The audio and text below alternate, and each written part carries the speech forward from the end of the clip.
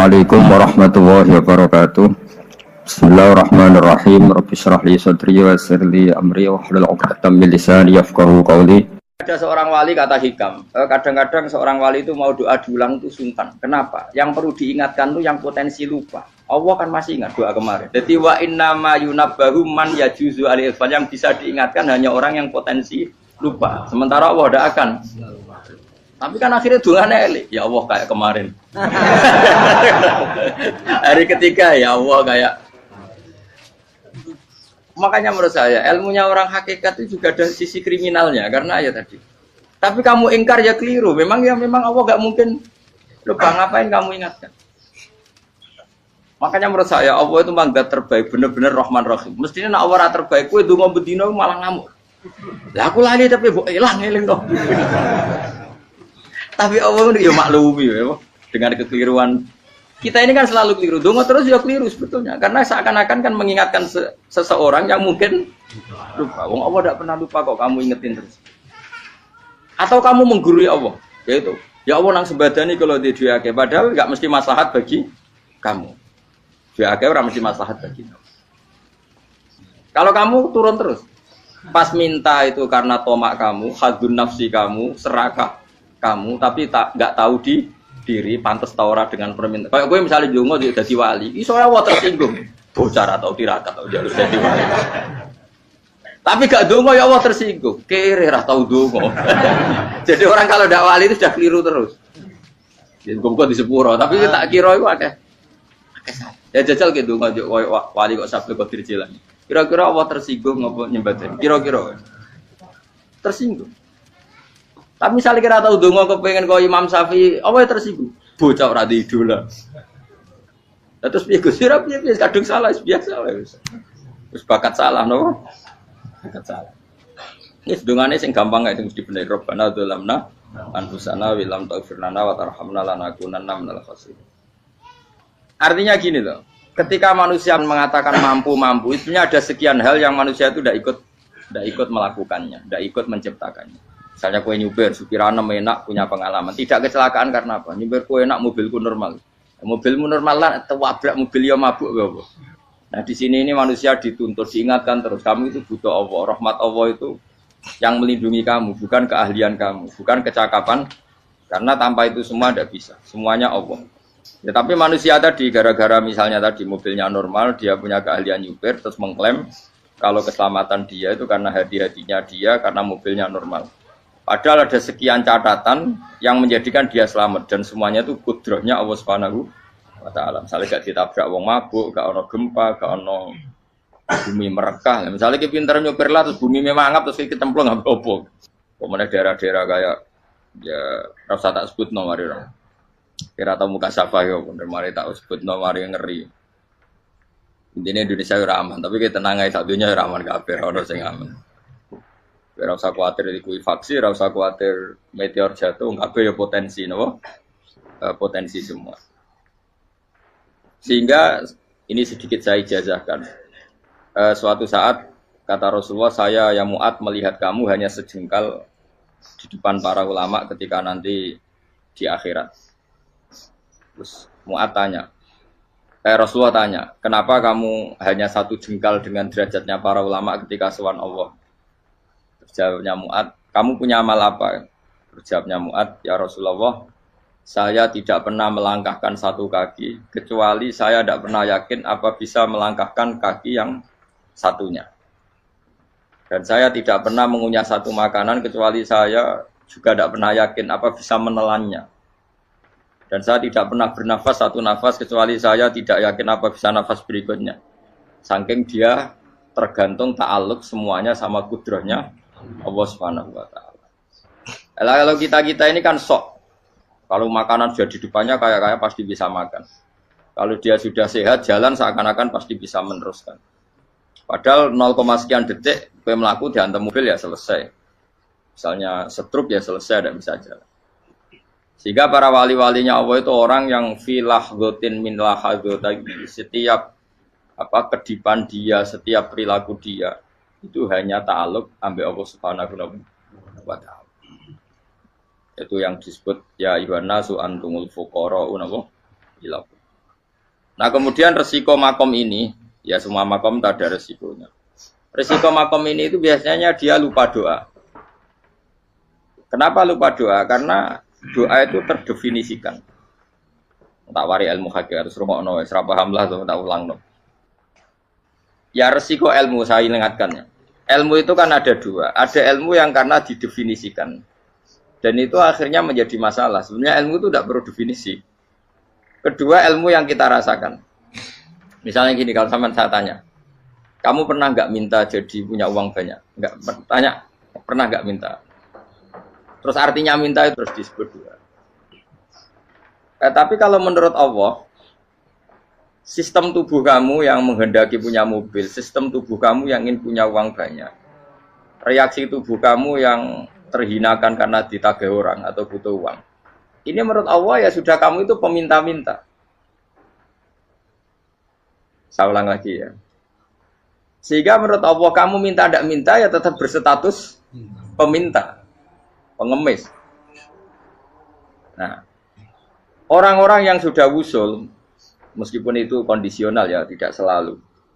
Itu ya dia pikirannya mengadahkan tangan apa enggak ya sama saja tubuhnya merasa minta. Sehingga dia tidak perlu mengekspresikan minta.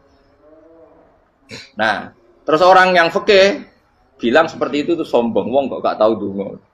Sebetulnya keliru vonis orang fikih. Bagaimana mungkin dikatakan sombong? Dia reaksi tubuhnya, elemen tubuhnya sebetulnya meminta. Dia tidak berkategori meminta karena ilmu kadung didefinisikan kalau minta itu yang seperti ini. Itu kan lama. Nanti kalau suatu saat Indonesia yang kuasa itu terlalu NU atau terlalu yang tidak NU, lama-lama ada definisi. Misalnya yang dikatakan tahlilan itu apa? Ya bid'ah, Nabi tidak pernah tahlilan. Sahabat gak pernah nahlilin Nabi, malah nggak ngaji Nabi jadi tahlil. Mana nih tahlilan jalukno sepuro mayit, ngaji Nabi jalukno sepuro. Sehingga dengan tradisi itu tahlil itu masuk definisi bid'ah, karena nggak pernah dilakukan sahabat dan para tabi'in. Ya salahnya kamu definisikan. Tapi kalau udah kamu definisikan, diarani tahlil, ya mau la ilaha illallah. Terus mungkinkah satu bacaan la ilaha illallah dilarang?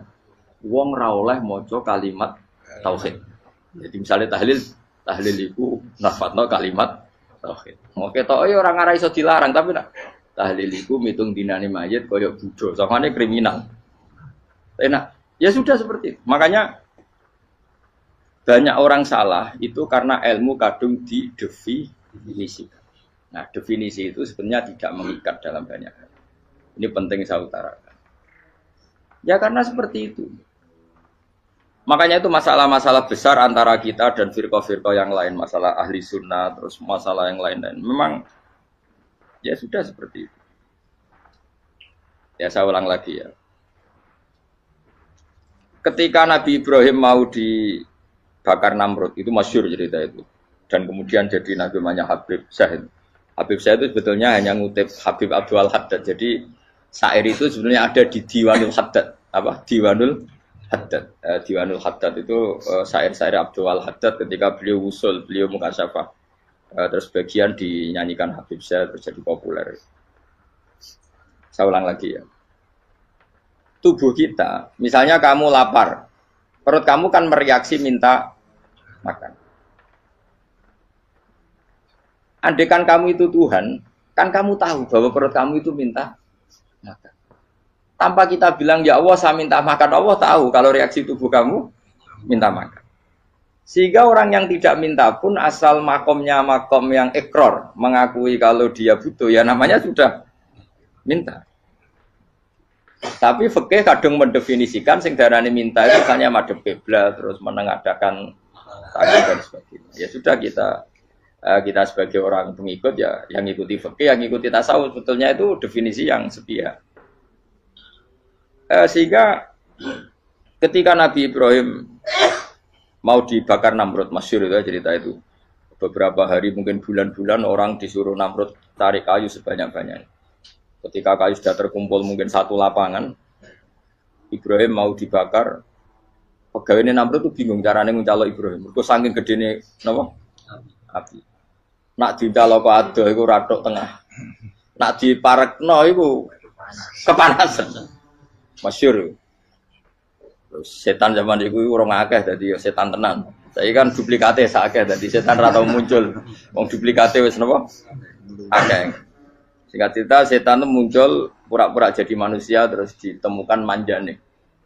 Manjane kayak semacam ketepil besar yang jadi menane dari kiai-kiai ketepil haram mergo penemune setan. Jari ini tuh. Tapi nak manjanik penemuan setan itu betul. Walhasil terus dibikinkan satu manjanik semacam ketepil besar terus Ibrahim dilemparkan ke api. Lewat apa? Ketepil tadi idenya siapa? Setan. Nah ketika di tengah api itu unik.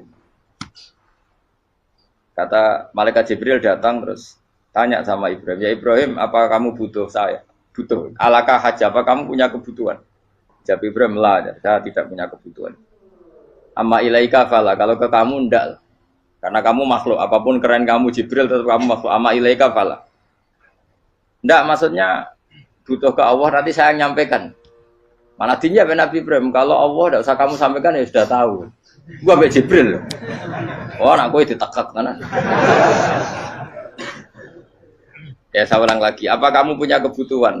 Alaka hajalah amma ilaika fala, kalau ke kamu ndak. Ndak maksudnya butuh ke Allah nanti saya sampaikan. Karena Jibril yang mentang-mentang dekat sama Allah dan tukang memberi informasi. Tapi kata Ibrahim kalau ke Allah sih nggak perlu kamu, dia sudah tahu. Nah itu terjadi nazamanya Habib Abdul Haddad masyhur itu apa? Hasbi min su'ali ilmuhu bihali. Jadi cukup ilmunya Allah itu menjadikan saya tidak perlu minta. Hasbi min su'ali ilmuhu bihali. Jadi ada kondisi tertentu yang para wali itu, saya ulang lagi, kondisi tertentu yang para wali itu ya tidak minta.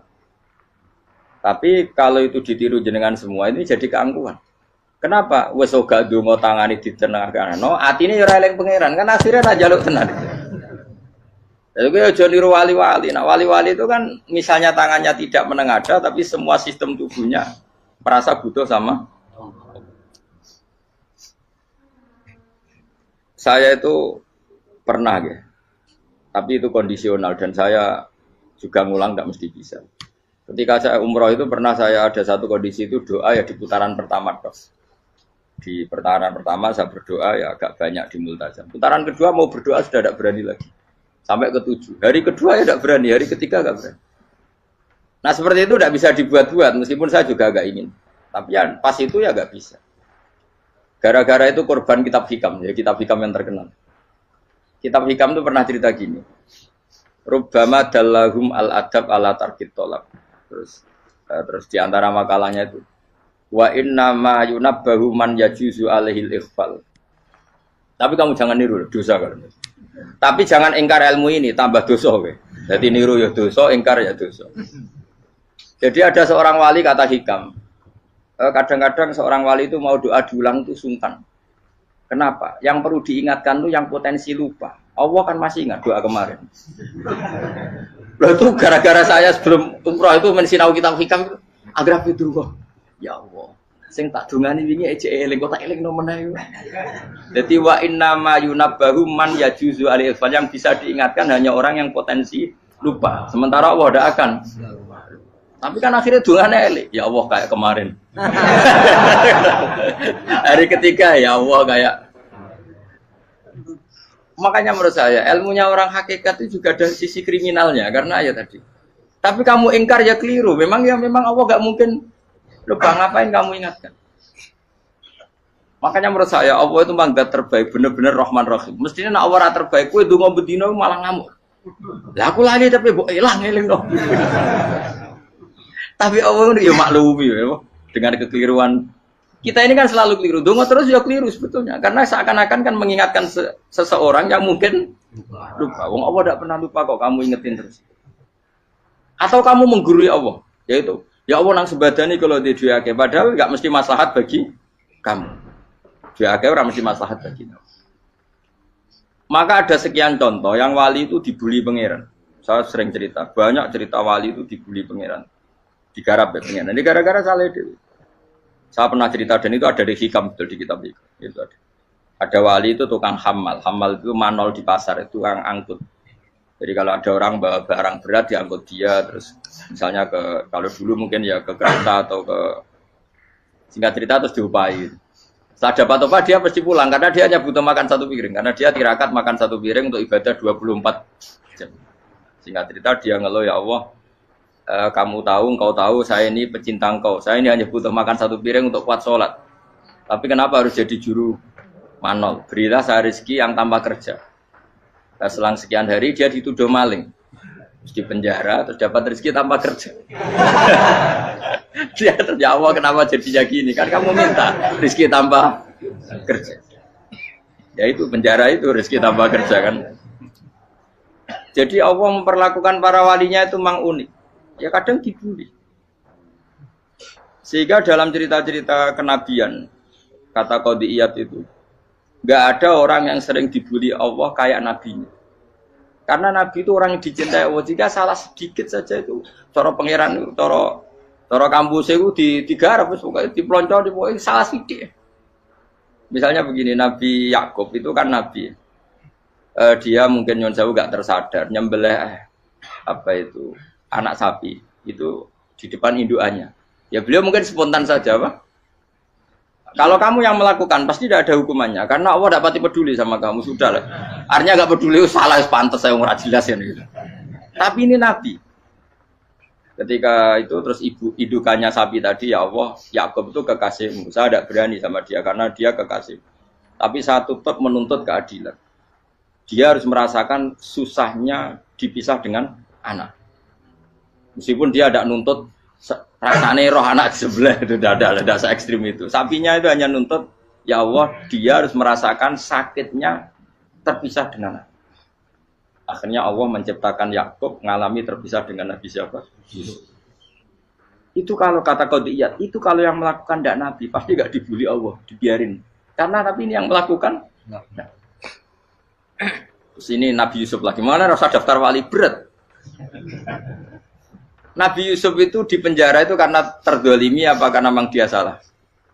Terdolimi.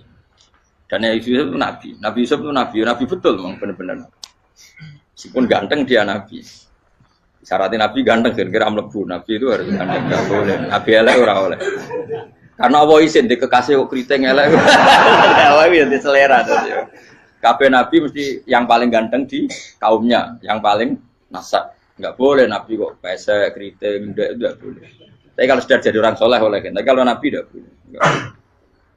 Nabi Yusuf ganteng. Masyhur kan cerita Nabi Yusuf dengan siapa? Zulaikha. Dan belum ada orang dalam keadaan darurat masih cerdas kayak perempuan. Jadi singkat cerita, ketika Yusuf diajak Zulaikha selingkuh gak mau kan keluar dari kamar. Dalalah kebetulan wa alfaya sayyidah rajal. Itu si Zulaikha tadi spontan langsung bilang, wahai suamiku, apa hukuman orang yang ingin menodai keluargamu? Itu wong wedok. Padahal dia agak terencana, dia pun nggak bayangkan kepergok suaminya. Itu dalam keadaan kepergok itu masih cerdas. Suamiku, apa hukuman orang yang mau menyelingkuhi keluarga Anda? Singkat cerita suaminya murka, terus Yusuf di penjara, terdolimi. Ketika di penjara, kemudian Yusuf punya keahlian mentakwil apa? Mimpi. Kan tadi suaminya Zulaikha itu tidak sampai raja ya, kira-kira PM atau menteri. Raja itu punya mimpi yang bisa nakwil itu hanya Yusuf. Singkat cerita, terus utusan raja datang ke Yusuf dan takwilan Yusuf terbukti benar. Tapi Yusuf ini seorang nabi, saya ulang lagi Yusuf seorang nabi, dia tapi ya manusia. Bilang gini ke utusannya, coba bilangkan ke raja kamu, di penjara ini ada orang yang di penjara secara terzalimi, yaitu saya. Tolong laporkan ke majikan. Itu Allah tersinggungnya itu bukan main. Nabi kok lapor makhluk. Itu tersinggung. Nah, kowe kan gak piye. Kowe ngajono proposal ora piye-piye. Wis pokoke Allah kowe wis ra piye-piye. Wong sampean swargane ya ora langsung wae ngono. Pokoke kira-kira kan sudah enggak perlu ditegur. Makanya fa'an sahu syaitanu dzikra rabbi fala bisa fisijni bid'asi. Maka Allah mentakdirkan utusan raja tadi itu lupa melaporkan peristiwa Yusuf ke raja tadi. Sehingga raja enggak pernah dengar kalau ada orang di penjara karena Allah tersinggung. Wong kowe ku nabi kok lapore ambek penguasa. Ngono tok iku wis Allah tersinggung. Karena dia nabi, gak boleh nabi lapor makhluk. Jadi Allah itu dengan nabi itu sangat-sangat sensitif. Sangat-sangat sensitif. Ya begitu. Terus cerita yang terkenal, meskipun ini nggak ada di Quran, Nabi Musa. Nabi Musa itu pernah sakit gigi. Karena dia mentang-mentang kalimullah, orang yang sering komunikasi dengan Allah, minta ya Allah, tolong tunjukkan obat gigi saya itu apa. Singkat ini sama Allah dikasih tahu. Kamu ngunyah suket ini, gitu. rumput ini kamu kunyah, nanti pasti sembuh. Karena resepnya dari Allah ya pasti mujarab, kan nggak kok dokter. Singkat cerita dikunyah terus sembuh. Suatu saat dia sakit gigi lagi, nggak konsultasi lagi karena masih punya resep kopian apa? Resep. Dia datang nyari suket yang sama dikunyah tambah sakit. Tanya sama Allah, ya Allah ini kan resepnya yang sama, kenapa tambah sakit? Kata Allah, kamu itu kekasihku. Roh nak sing ngobati ku aku ra suket sembrono. Semenjak itu Nabi Musa ora pernah resep lagi sudah. Andikan tuh kamu, pasti Allah juga enggak tersinggung. Makanya kata Qadiyat, kenapa para nabi sering ditegur itu bukan karena Allah murka, nabi itu beda. Jadi kesalahan kecil atau apa-apa yang menurut kita ada salah itu untuk nabi salah. Makanya di ahli sunnah ada kaidah apa? Mimba bi hasanatil abror sayyi'atul muqarrabin. Pernah dengar kaidah apa? Mimba bi hasanatil abror sayyi'atul muqarrabin. Sesuatu kalau dilakukan umumnya orang itu hasanah atau kebaikan, tapi kalau dilakukan para nabi itu salah. Karena apa ya? Saking dekatnya dengan Allah. Saya ulang lagi apa? Mimba bi hasanatil abror sayyi'atul muqarrabin. Jadi nabi itu beda. Nah, para nabi itu orang-orang yang ngalami fikir yang doa resmi kayak siapa tadi? Definisi fikir yang sering. Kayak definisi orang tasawuf yang sering. Sehingga ketika Nabi berdoa, ya memang secara disiplin ilmu yang namanya berdoa ya minta Allah dengan mengadakan tangan. Ketika enggak berdoa, karena Nabi sadar Allah tidak perlu diingatkan lagi, pasti masih ingat. Gitu. Jadi dua-duanya benar terus. Makanya Nabi itu lam yazal fitaroki, Nabi itu selalu naik derajatnya. Karena pas minta ya benar, pas tidak minta ya. Tapi kamu jangan niru, dosa kan. Tapi jangan ingkar ilmu ini, tambah dosa. Jadi niru ya dosa, ingkar ya dosa. Jadi ada seorang wali kata Hikam, kadang-kadang seorang wali itu mau doa diulang itu sungkan. Kenapa? Yang perlu diingatkan tuh yang potensi lupa. Allah kan masih ingat doa kemarin. Loh itu gara-gara saya sebelum umroh itu mensinau kitab Hikam itu agar itu kok. Ya Allah, sing tak dungani wingi ejek eling kok tak eling no meneh. Dadi wa inna ma yunabbahu man yajuzu alil yang bisa diingatkan hanya orang yang potensi lupa. Sementara Allah tidak akan. Tapi kan akhirnya dungane eling. Ya Allah kayak kemarin. Hari ketiga ya Allah kayak. Makanya menurut saya ilmunya orang hakikat itu juga ada sisi kriminalnya karena ya tadi.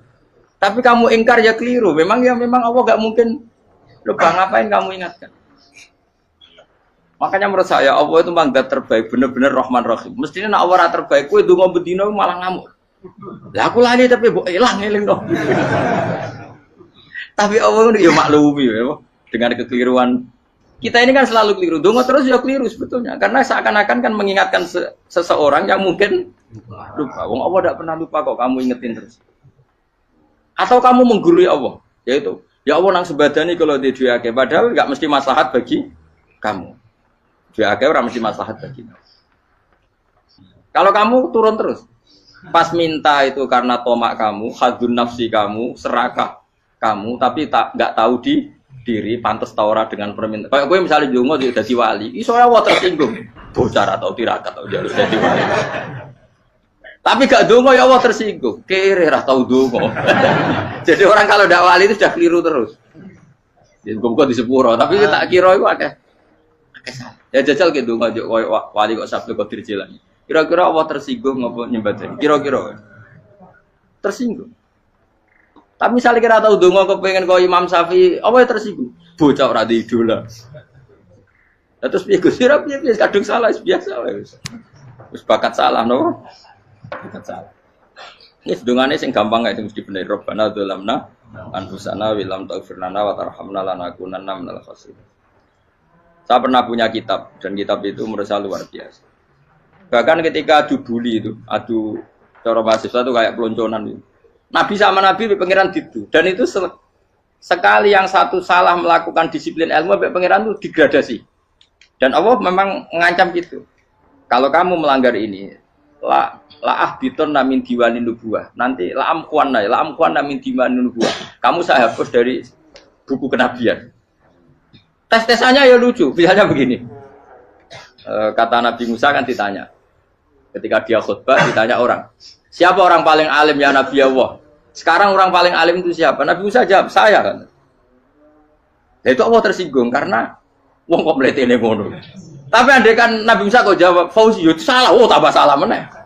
Atau enggak Pruhen, malah salah meneh. Tapi jawab Musa ya salah. Saya Gusti, saya kan. Orang paling alim siapa? Saya. Allah memperingatkan Musa, ada seseorang yang lebih alim ketimbang kamu. Coba kamu harus ketemu dia. Ketemu dengan cerita ketemu Nabi siapa? Khidir. Terus dalam 3 sesi ini, 3 babak ini buli-bulian.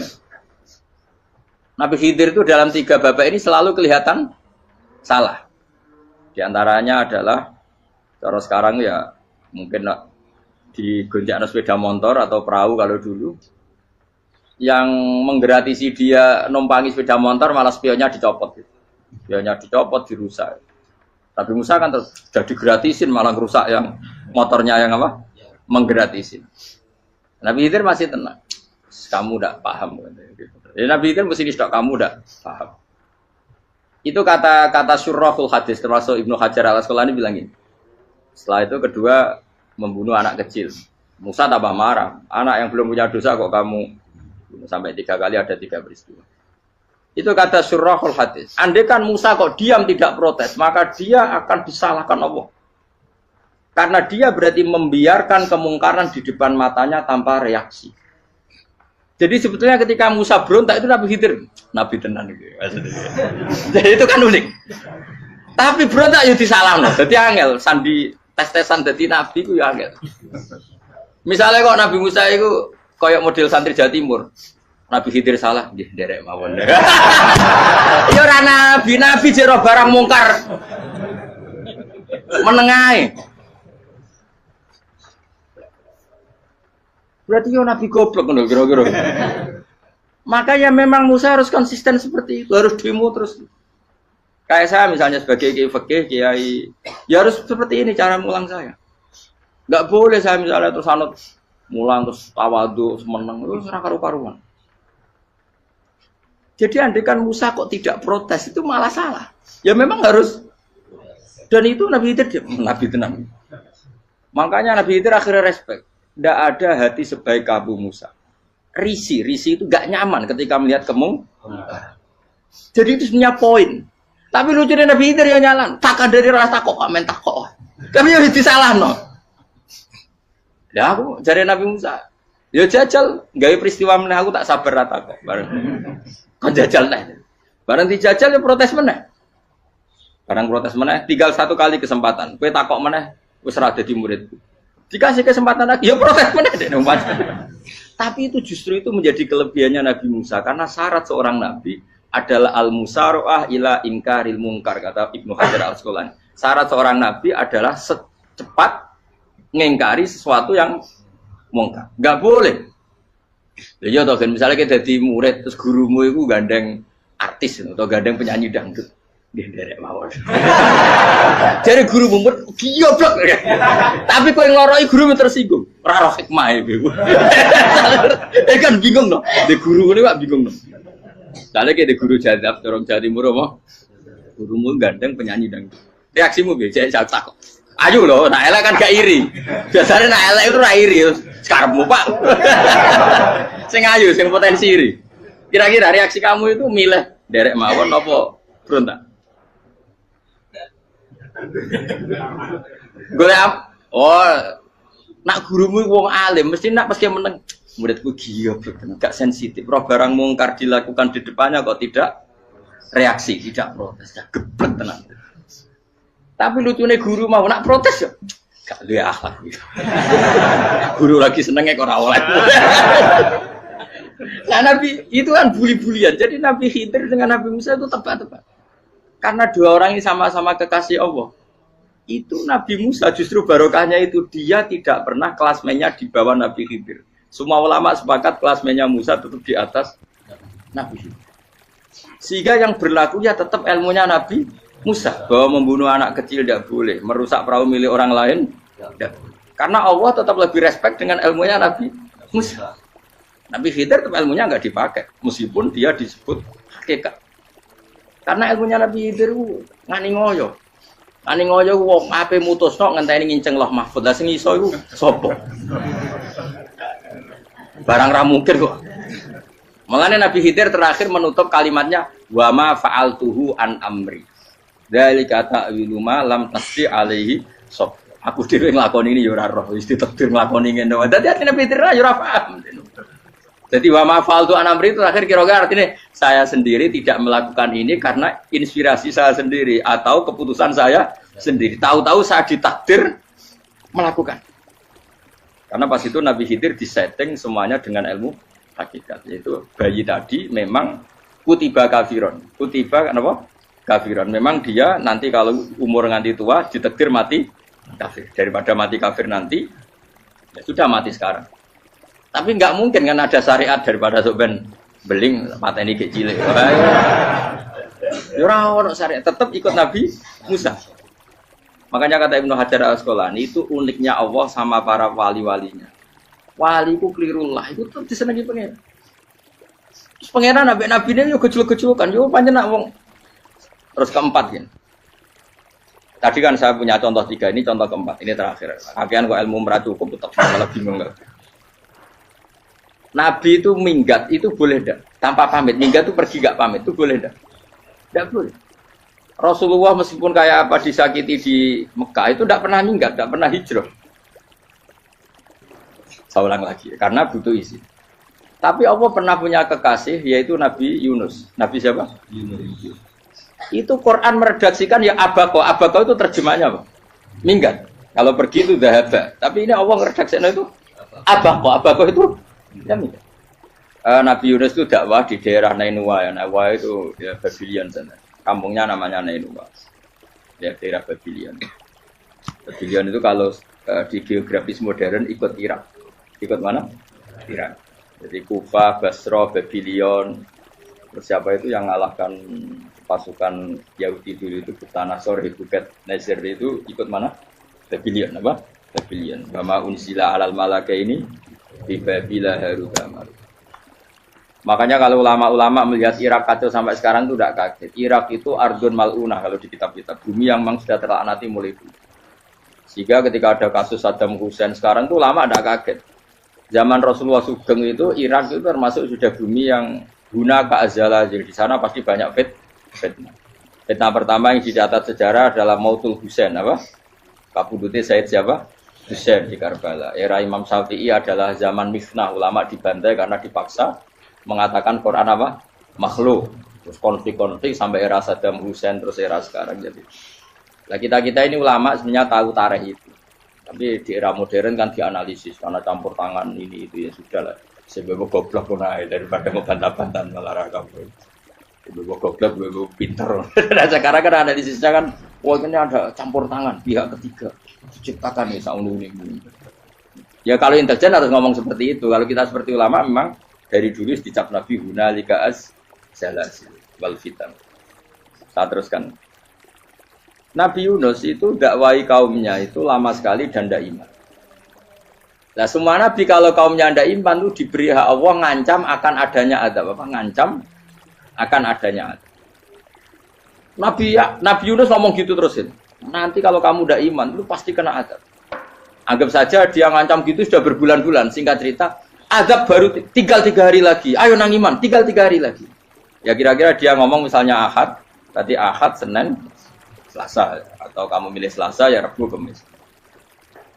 Singkat cerita Ahad itu dia gak kuat. Wah semuanya kurang 3 dino kaumku tetap ora iman. Mangkel asal, minggat deh. Mau ingat tuh, jadi mau minggat kan nggak punya tujuan, so asal pergi jauh saja. Ada perahu, sekenanya dia naik saja. Namanya minggat nih. Kalau bawa bekal terencana, bawa visa, paspor kan plesir namanya. Jadi minggat tuh ya gak, ya sekenanya, nggak bersiap. Singkat cerita sampai ikut perahu nelayan tadi, terus zaman itu ya ada mitos kalau ada gelombang yang nggak wajar pasti ada orang minggat. Terus ditanya siapa yang minggat, Nabi Yunus kan orangnya jujur, saya katanya. Ya sudah, yang minggat harus dicemplung no, gitu. Ya, terus ada yang agak baik, ya jangan gitulah. Ini kan kita semua butuh selamat, judi dulu. Terus judi satu lagi ketemu Yunus. Coba mungkin salah udahnya, judi lagi ya ketemu, sampai 3 kali ya ketemu Yunus.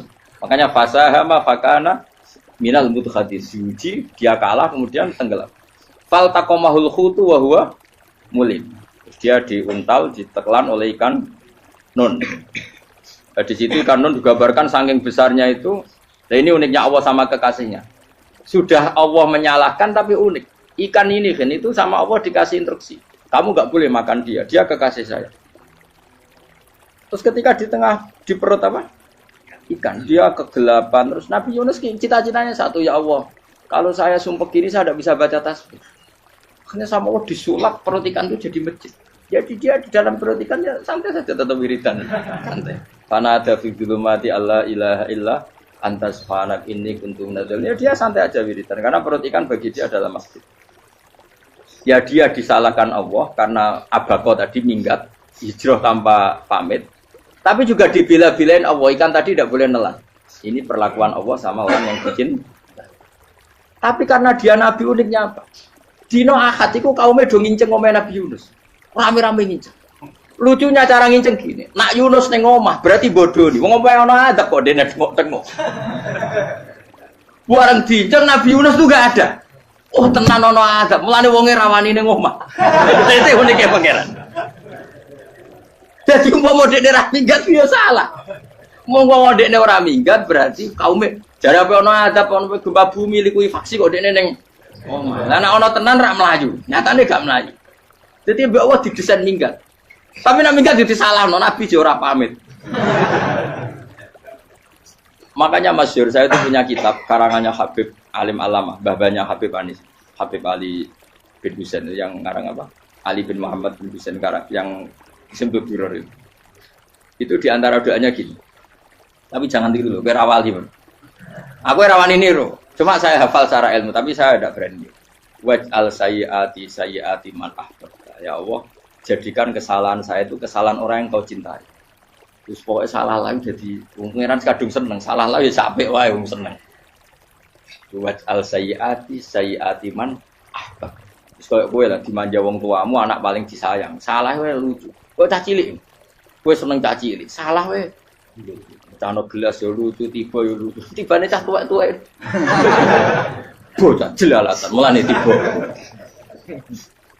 Ah itu barang kau nginceng omahe Nabi Yunus gak ono wong. Wah, berarti adab mau turun betul. Andai kan adab ndak jadi turun, pasti Nabi Yunus berani di tenang. Wes. Barang mulai malam Kamis, adab itu sudah kelihatan. Ada puting beliung, ada apa, sudah jelas pasti ada adab. Kaum yang lapangan tobat, finish. Secara bal-balan menit-menit apa? Terakhir. Woi, abek pengen ditompo tobaté. Wes gak sida tak adab wong kowe tobat. Singkat cerita Nabi Yunus hari ketiga atau apa dia selamat. Pakai versi yang umum tadi. Selamat faltaqamaul hutu bahwa falaula annahu kana minal musabbihin la bi batni la yaumi yub'atsun. Akhirnya dimuntahkan sama ikan nun tadi terus dia keluar. Barang keluar tanya-tanya kabar gimana kabar kampung Nenuwa, baik-baik saja. Kabar awani mulai karena dia tahu kalau orang bohong itu dihukum mati. Padahal dia bohong katanya Kemis itu ada adab ternyata kampungnya baik-baik. Padahal baik-baiknya karena mereka jadi masyarakatnya nyari dia karena mau iman. Si nabinya agak berani pulang karena nanti dihukum mati. Aku pangeran nabi kekasih itu dia. Pangeran dia bully gitu. Oh itu beda-bedaan. Wong kekasih pangeran. Aku ora ngerti pitol atau diadab. Jadi pangeran kekasih aku beda ora koyo. Akhirnya Yunus rawani mulai. Wah nak mulai aku disiksa. Perkara nih kalau pembohong itu dihukum mati. Masyarakat yang goleki tenan, mergo nalem Kemis ku ono adab tenan. Cuma terus do tobat. Disebut falau laka nasqaryatun amanat fanafa'aha imanuha illa qauma Yunus lamma amanu kasyafna anhum adzabal khizyi fil hayatid dunya. Enggak ada kampung yang saya adab kecuali kasil tak adab, kecuali kaum Nabi Yunus. Aku semeh ngadab lho, pas menit terakhir peta adab tobat. Akhirnya rasido dari pangeran. Iku kaum Nabi sinten?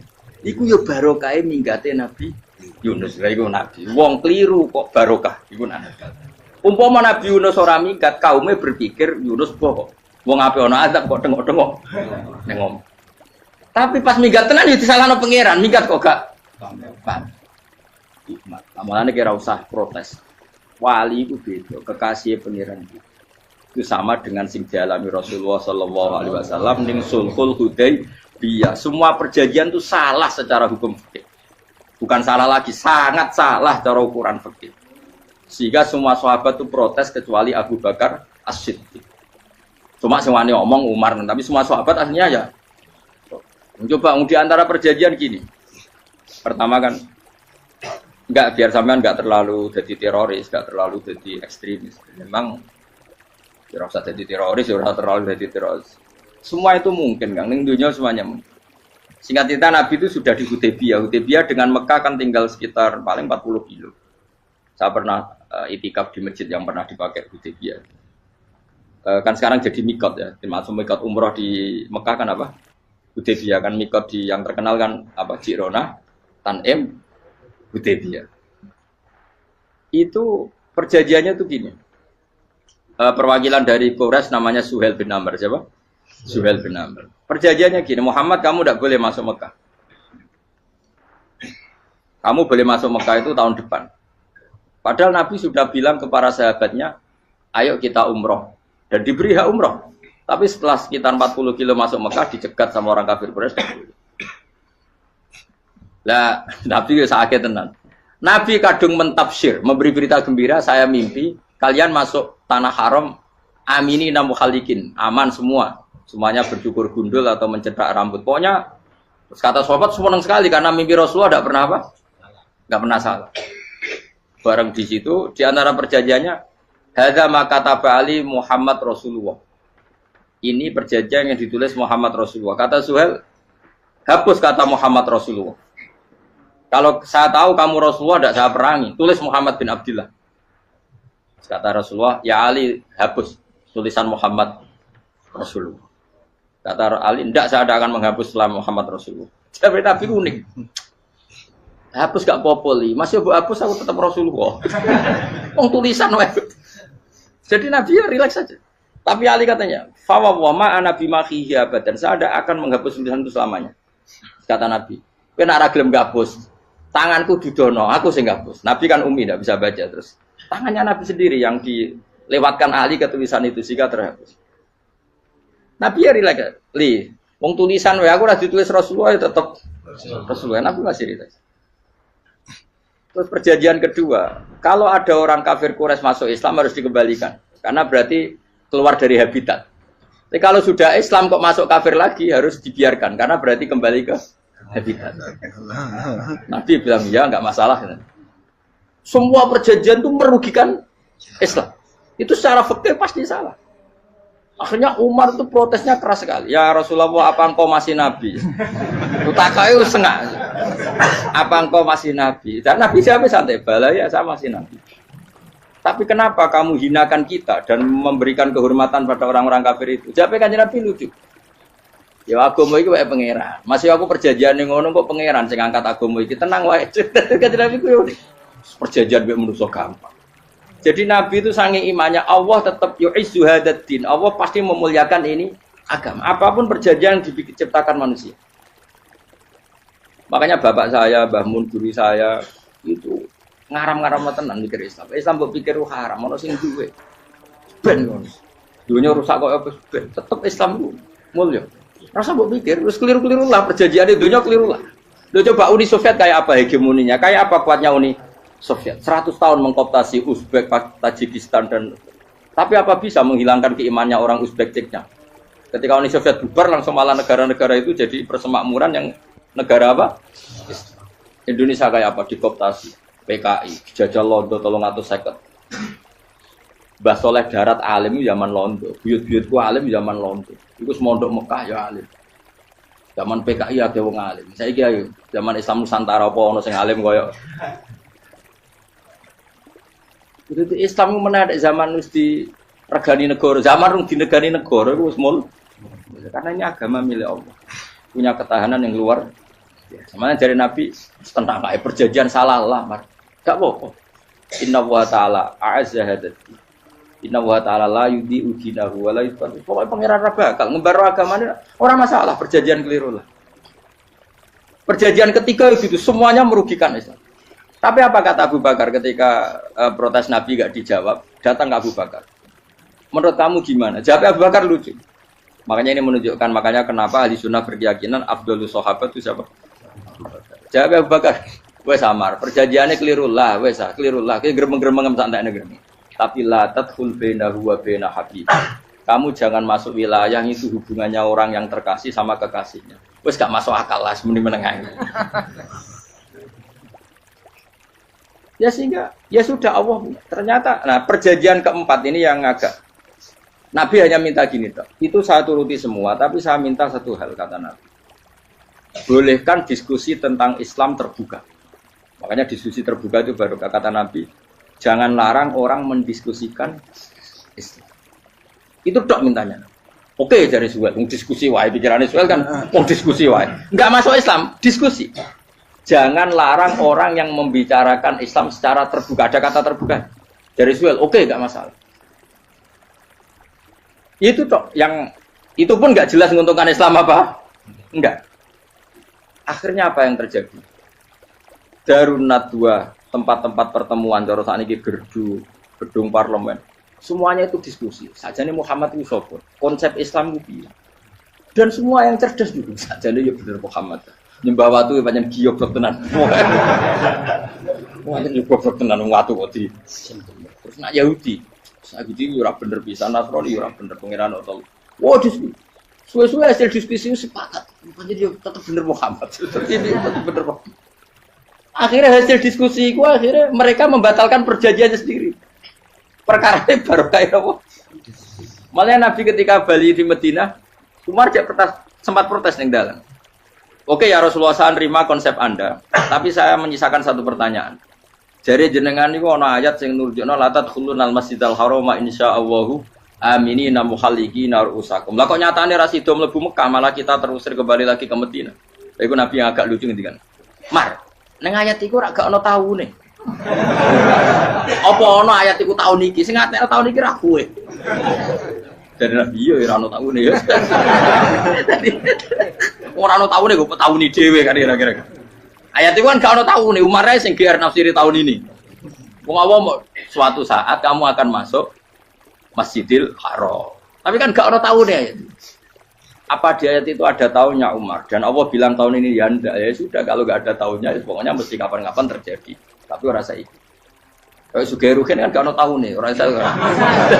Mau aku dong gak ada Sugih tapi kan tanpa tahu. Itu sesuai. Nah, akhirnya apa yang terjadi? Ada diskusi masif di Mekah. Setiap yang cerdas, setiap Nabi tanya Abu Sufyan siapa? Nabi mau komentar gini, sama siapa teksnya? Misluhu la yajhalul Islam. Kalau Islam sudah didiskusikan, otak secerdas Ikrimah bin Abi Jahal, secerdas pasti tidak bodoh tentang Islam. Maknanya pasti akal yang waras memilih Islam. Wah, akhirnya Islam jadi masif.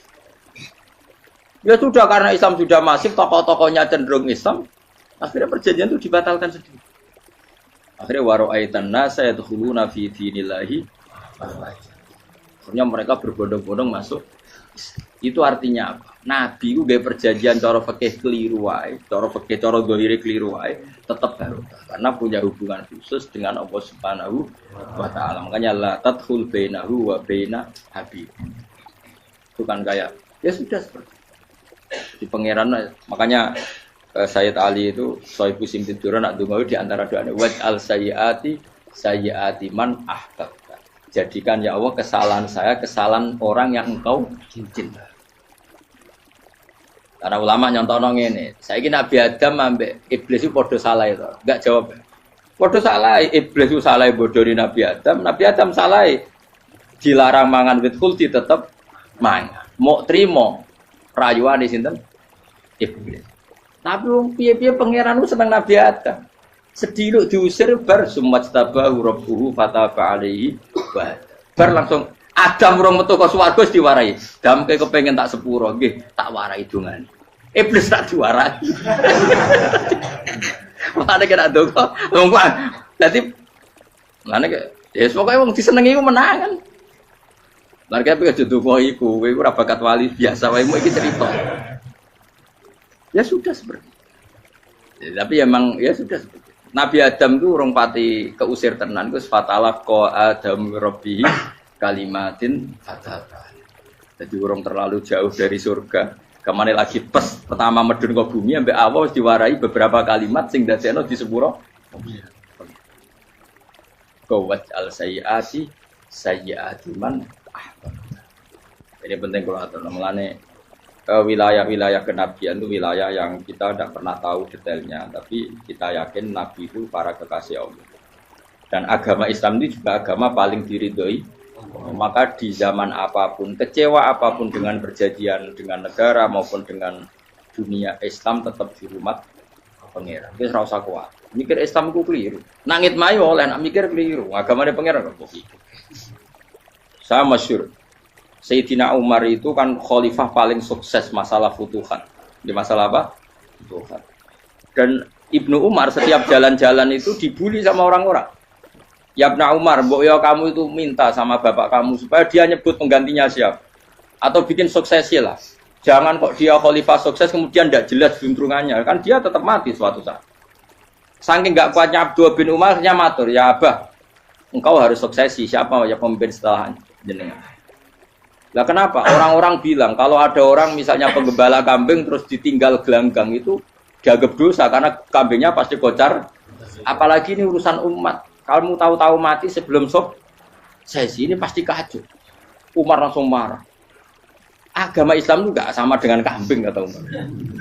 Agama Islam agamanya pangeran, mesti diurusi pangeran. Aku mau khilafah. Aku mau sukses. Ben aku ora usah mikir. Engko ora diurusi pangeran.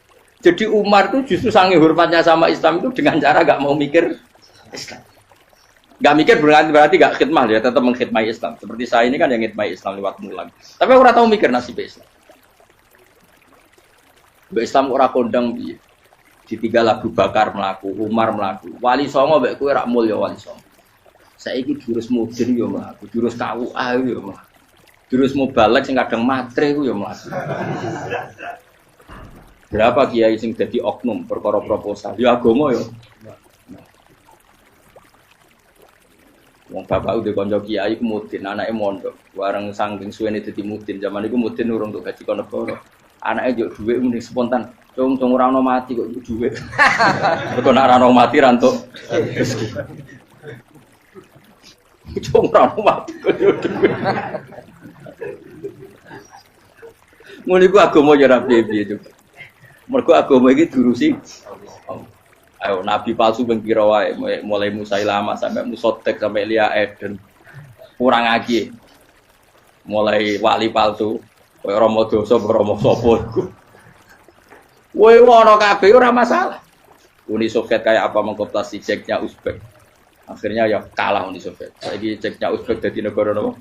Islam. Kayak apa? Donald Trump, Islamofobia. Tapi sekarang orang Amerika malah berbondong-bondong masuk nopo? Mbok pikir malah Islam mbok konsepi malah rusak. Mergo terus di metodologi. Harusnya penyebaran Islam itu begini. Harusnya mbahmu kira pangeran kok mulai harusnya. Wong Islam kadang melaku ya lewat mudin. Ya. Saya itu punya santri ini kisah nyata. Itu lahirnya di Bali. Itu bisa baca Fathul Mu'in. Lahirnya di Bali. Bahkan dia ketika SD itu tukang mimpin lagu Hindu. Bali kok Hindu. Karena dia ketua kelas, tapi Islam. Semua cuma. Jadi itu. Gara-gara jadi baba itu bakal sate neng Bali. Ya bakal sate berhubung sukses, ponakane misalnya diajak orang Madura kan, aslinya orang Madura. Setelah kampung itu menjadi kampung Muslim, lama-lama berkebutuhan punya berhubung wis anake kiai ana masjid mosok ra di wong alim. Akhirnya anake dipondokno di Jawa. Pondokno di Jawa iso maca muin terus ngaji sama saya. Jadi saya neng Bali kok ana wong ora muin, ya ana santri di Bali maca Fathul Mu'in. Ning Jawa kadang wong ora iso maca muin. Jadi coba bakal sate muter. Kayak Islam di Indonesia, gara-gara pedagang Gujarat. Meskipun sejarah itu diperdebatkan, ya gara-gara dagang. Karena mereka Muslim ya akhirnya menyebarkan apa? Jadi semudah itu Allah. Termasuk konflik Ali bin Muawiyah. Itu barokahnya sama susahnya konflik itu masih banyak barokahnya. Sayyidina Ali sama Sayyidina Muawiyah. Karena kita ahli sunnah ya, tidak menyalahkan salah satu madzhab ahli sunnah. Itu barokahnya beliau konflik itu banyak sahabat yang migrasi. Ada yang ke Cina, ada yang kemana-mana. Termasuk yang diyakini para sejarawan ada yang ke Selat Malaka. Termasuk akhirnya sampai ke Baros itu. Barokahnya orang nggak nyaman di Yaman itu di Syria sama di Irak. Akhirnya Islam oh sudah. Andai kan nggak ada konflik itu, mungkin penyebarannya juga lama. Makanya saya bolak-balik bilang, setan itu ono goblok. Bongko ora melok ngaji saiki. Setan ora goblok piye. Kalau ada anaknya kiai 5 lanang kabeh sih, alim kabeh iku didu. Mergo rebutan pondokin. Aslinya pondok satu titik di desa itu. Misalnya yang beduan ya di meja. Gara-gara tuh konflik itu terus sing sitok minggat ning Kalimantan. Gara-gara anak kiai yo gawe pondok ning Kalimantan. Sitok minggat ning Sumatera, anak kiai yo gawe pondok ning Sumatera. Cara setane gak ngedu, malah pondok tetap satu titik. Tapi setan itu goblok, ora roh. Akibat ngono iku ora roh. Akhirnya dulur didu menyebar. Ada wong soleh menyebar ning ndi menyebarkan sujud, menyebarkan Jadi setan yo ono goblok. Muga-muga ora ngaji, muga nak ngaji rene roh. Ono ngono ora usah ngono. Andai kan tidak diutik kan satu titik. Nggih betul. Tapi setan niku nak ana wong soleh iku didu. Nak didu ana sing kecewa minggat. Lah mingate wong soleh ndak ape gawe apa? Mosok ape gawe dugem. Lalu kula anggere wong soleh tukaran Gus iku tukaran gara-gara tukaran sak minggat ning Papua ya alhamdulillah. Apik. Kula niku rak Gus kancaku ya Gus sing minggat ki kuat. Angger pamit kula ora tau tak tangisi. Nuwun kok minggat bener. Mingate Gus ndak ganti piye. Paling yo gawe pondok apa gawe apa. Lah setan nganti saiki belum tahu. Mulane muga-muga ora roh. Jadi artinya nak pangeran ngersakno iku segampang itu. Lah coba di Ponegoro kan konflik sama keluarganya yang dulu ada yang mungkin sebagian pro Belanda. Ning Sulawesi ya tetep gawe napa? Pon. Engko nenggone wis pokoke angker ning dindi. Wali Songo ya. Sunan Kalijaga agak pati cocok mbek buyut Sunan Kudus. Rapati cocok akhirnya dakwah ning kidul di daerah kene. Terus akhirnya ono ya mono dakwah ro khatam terus dadi Islam macam-macam. Satu terus no. Tapi ya barokah iku ana Islam tok Tingkir, tok Solo, tok Jog. Cara rapati tukaran ya Sunan Kalijaga men ngewangi Sunan Kudus, Sunan Bonang ning gone. Berhubung barokah tukaran sithik-sithik ya. Jadi bahasa saya itu buyut-buyut itu Sunan Kudus itu luwih dukung Arya napa? Penangsa. Sekali Joko dukung wong kene itu. Sutowijoyo. Pokoknya ora usah terus-terus. Wah saiki wong Jogja diulang Kudus. Buyut-buyut kula itu dianggo Kudus. Ora usah dijero-jero. Jelas barokah. Mau ora tukaran ya utak-utak ning Pantura. Barokah tukaran ya to. Jadi tapi ora usah terus nak ngono tukaran barokah ora usah mending ngono. Pokoke nak pengangeran sing ngersakno kabeh baro. Tapi ora usah diciptakan. Ana suami istri pegatan yo. Ya kadang ya barokah sing wedok untuk bojo luwih bener. Akhirnya alhamdulillah saiki bojo apik. Padahal sing lanang tau GR, wah pegat iso apa ora piye-piye malah apik. Iku pangeran. Makanya mikir Islam yo mikir. Sekarang kan ndak orang terlalu semangat Islam terus dia konsep Islam harus menguasai negara, akhirnya memaksakan jadi pemimpin. Jadi Islam harus kultural, akhirnya kejawen Islam. Muat Islam kudu kaya, jebule kedunyan deknane. Islam kudu fakir, bebas hisab, kefikiran akhirnya buruh Cina. Justru kakean konsep wis mari kuwat. Lah ya ana sing wah Islam kudu sugih, nek sugih ben kuat. Jebule bareng sugih kedo. Ana sing milih fakir ae ben tambah hisab, kefikiran Islam buruh Cina. Islam harus merebut negara supaya ada konsep khilafah. Pas ngrebute wis ngafir-ngafir wong akeh. Pas prosesnya wis dadekno perkara. Islam harus kultural, juga main-main gong wae malah sindenan terus. Ra sida dakwah, mergo kakean apa? Kultural ora usah dikonsepis ben mlaku. Pangeran dhewe sing ngatur Islam. Kayak apa agama ini pernah ditinggal orang-orang terbaik? Mulai para sahabat tabi'in sampai wali songo, nyatanya tetap iku nunjukno agama ini diurusi Allah Subhanahu wa taala. Napa khidmah wae. Kayak saya yang mengkhidmati Islam. Khidmah itu berbakti memberi pelayanan pada Islam. Tapi ra usah ngrasa mimpin apa Islam, apalagi membuat konsep untuk Islam. Justru konsep kita ini nanti yang merusak. Karena tadi ngendikan ulama-ulama wa inna minal ilmi ila jahlan. Kadang ilmu itu tetap melahirkan kebodohan. Kenapa? Ketika ulama ditanya innalil ilmi tuhyanan katuhyanil mal, karena ilmu itu punya keangkuhan, kelacutan kayak lacutnya harta. Misalnya gini, saya seorang faqih. Ditanya sesuatu yang tidak mendesak pun saya jawab hanya karena mempertahankan kredibilitas saya sebagai seorang faqih. Padahal jawaban saya itu malah bahaya bagi Islam. Misalnya gini, contoh gampang.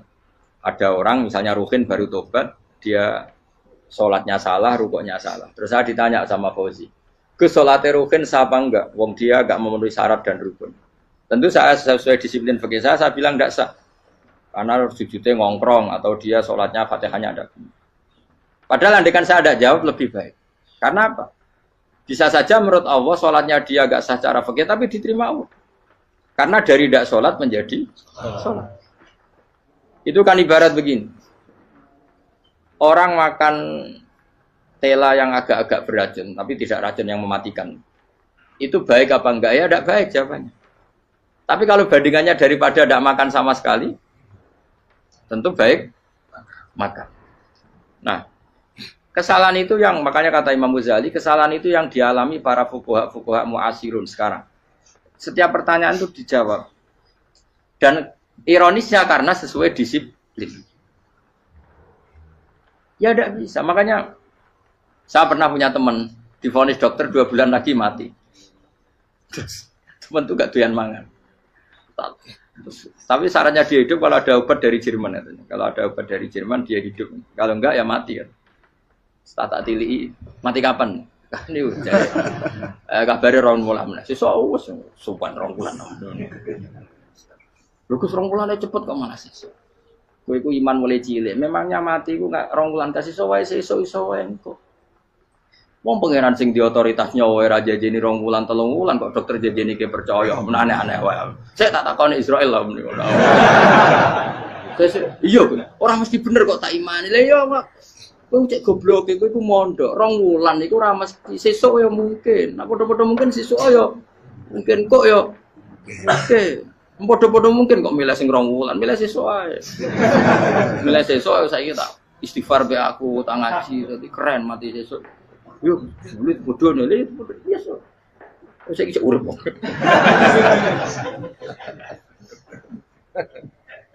Ya karena tadi sesuatu yang enggak otoritasnya itu kita ini kan jadi orang aneh. Agama mulai dulu mengajarkan kita beribadahlah kepada Allah seakan-akan kamu mati besok. Nak kowe santri tenan tanpa diancam mati 2 wulan iku nek ibadah kok mati sesuk 2 wulan iku kesuwe. Lho kula nganti saiki perasaan kula nggih urip sedina. Mulane kula ndek dhuwit 200.000 cara kula nggih kathah. Urip nganti sesuk ya ndek dhuwit 200.000 akeh ya. Ana wong butuh dhuwit akeh mergo nyongkone urip suwi. Terus kula ker. Lan kula ora pati seneng derajat, sesuk mati kok di derajat bareng sesuk. Ya gitu mangka anaka tamu tuh. Akhirnya dia terus mulai rileks, mulai sebelum malah ramati. Sembrono terus. Maksud saya itu kita makanya kembali lagi antumul fuqara'u ila. Kita ini butuh. Makanya kalau suwun semuanya anut para nabi dan kalau ada kesalahan para wali, para nabi, itu kesalahannya apa? Mimba bihasanatil abrar sayyiatul muqarrabin. Jadi nabi itu karena hubungannya dengan Allah sangat apa? Dekat, sehingga hal-hal yang cara zahir itu salah, tapi itu menjadi berkah dan kita tidak pernah kayak apa sulhul apa Hudaybiyah. Makanya kata Abu Bakar enggak ada sulhun a'dhamu minal Hudaybiyah. Enggak ada perdamaian yang lebih afdal ketimbang Hudaybiyah. Makanya saya itu termasuk ulama yang setuju misalnya di McGill di Amerika atau di Kanada itu kan ada Islamic Studies. Saya pernah ditanya, Gus, kalau ada sekolah perbandingan agama menurut kamu setuju enggak? Saya bilang enggak masalah. Yang penting asal yang dikaji itu Islamnya, bukan orangnya. Kalau yang dikaji orangnya ya copet Indonesia ya Muslim. Kadang koruptornya ketua partai Islam. Wonge kan macem-macem. Yang dikaji Islamnya loh, asal yang dikaji Islamnya. Jangan orangnya. Orangnya bulet-bulet. Wah, juara lah no. Juara. Karena pikiran saya niru Hudaybiyah. Ketika Islam didiskusikan secara masif, tetap yang unggul itu Islam. Makanya Rasulullah minta, nggak apa-apa, semua perkara saya setujui, cuma jangan larang orang mendiskusikan Islam. Artinya di Mekah, di Darun Nadwa, di pojok-pojok kampung, di perapatan-perapatan orang tanya, sebetulnya Muhammad itu maunya apa? Terus mereka ada yang bilang, ya Muhammad kepinginnya wong nyembah pangeran. Pangeran sapa sing gawe langit bumi. Akhirnya sing situ, iya, pangeran ya pantasnya sing gawe langit bumi, pangeran ora tahu saya apa-apaanan. Soalnya sing mulai cerita, iya aku tahu nyembah pas duyoi luwak. Sampai aku izin pangeran kudu yoi. Soalnya sing cerita meneh, aku tahu pas nyembah pas tangane copok. Wah itu cerita kenaifan-kenaifane pangerane itu. Ya gara-gara boleh dulu nggak boleh dilarang oleh negara. Negara itu pinterin Nabi ya. Mau aku jaluk orang boleh mendiskusikan. Karena kalau didiskusikan pasti ja'al haqqu wa zahaqal. Mun kula terusna. Inna wa yusmi'u may yasha wa ma anta bimusma'in man fil kubur. Fa alam tarono ta ora ngerti sira eta alam tekse ora ngerti sira ana wa ing satuna wa ta'ala iku anzala nurono sapa Allah minas sama'i sanging langit. Awan nurono ma'an ing banyu. Fa akhrajna mongko ngetokno sapa ingsun fi tetep ing dalam dawa akhirna iltifatun ta iltifat. Iltifat itu pindah anil ghaibati sanging dhamir ghaib. Mestine kan fa akhraja, tapi dadi napa? Fa akhrajna. Harusnya kan Allah menurunkan hujan dari langit, kemudian Allah mengeluarkan beberapa buah. Tapi diganti apa? Fa'akhirnya. Kemudian kita Allah maksudnya. Kami Allah menurunkan bihi sebab anane mak samarot dan ing boro-boro buah. Mukhtalifan ingkang werna-werna apa alwanuha pira-pira wernane samarot. Maksudnya Allah ingin menunjukkan kekuasaan. Sekarang orang sama-sama dari sperma. Ada yang kafir, ada yang mukmin, ada sing kriting, ono sing bangir, ono sing elek. Anggap aja kayak buah. Buah itu dari tanah yang sama, dari air yang sama. Kemudian melahirkan buah yang beda. Memangnya misalnya buah sing kecut ya ning bumi Indonesia. Pinggirnya ditanduri pelem manis ya ning bumi Indonesia. Mestinya kan kalau buminya sama kan nak kecut kabeh, nak manis. Tapi ternyata enggak. Allah bikin buah yang macam-macam rasanya, macam-macam warnanya dari tanah yang satu, dari air yang satu. Itu kenapa gitu? Ya saking kudrahnya Allah, saking kekuasaan Allah. Mustalifan khali warna-warna apa alwanu gabra warnane samarot ka asdoro kaya dene ijo. Wa ahmarolan abang wa asfarolan asfar. Asfar itu agak kekuningan. Wa iriya lan yane kabeh. Wa minal jibali lan iku setengah saking pira-pira gunung judadun utawa pira-pira dalan. Delala Allah masih ada gunung sing tak tahu diambah manusa lah ya.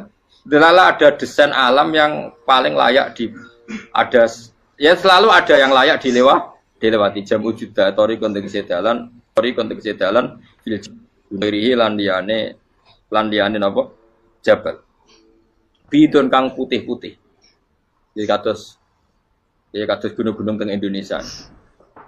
Nak didelok waduh kemudian ada jalan mesti nyelirit ketok putih wa khumrun lan ana sing kemerah-merah ron kekuning-kuningan ya mukhtalifun ingkang beda-beda alwanuha apa pola warnane judat fil jibal bisidati ana sing terjal waduk filan ana sing kropos yes kaya gunung-gunung itu kan ana sing apa cengkramane ku enak berarti sidah ana sing napa dari tanah sing napa kropos wa qara bi busud lan pira-pira watu kemloso piye kuna manane kemloso watu besar sudun kang ireng-ireng atfun ala judat suhur ning pira-pira watu syadidatu sawati kang banget ireng.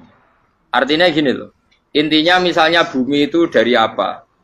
Kita tidak pernah tahu. Kalaupun tahu, kita tidak bisa mengendalikan. Nyatanya bumi warnanya macam-macam, buah-buahan ya macam-macam. Iku nunjukno kabeh iku kudrahe Allah Subhanahu wa taala. Yuqalu den ucapno kaciran kang akeh aswadu tur banget ireng hirbibun wa qalilun hirbib aswad. Niku bahasa mawon guys, pokoke wong Arab niku biasa ireng banget, ireng jlinteng. Lah ngeten. Aswad itu maknane iku wong Jawa, nek muni ireng banget misal ireng jlinteng. Pokoknya wis ireng disifati sesuatu yang mempertegas apa? Kehitamannya. Wa minan nasi lan setengah saya manusa wa dawabilan pira-pira apa kewan. Wal anami lan pira-pira raja kaya. Jadi kalau dawab itu mulai melata ya dawab, mulai kodok ya dawab. Nanti mulai kewan apa saja itu dawab. Kalau an'am itu lebih yang agak terhormat kayak apa? Kambing, kayak unta, sapi itu masuknya apa? An'am mukhtalifun utai sing beda-beda apa alwan pira-pira warna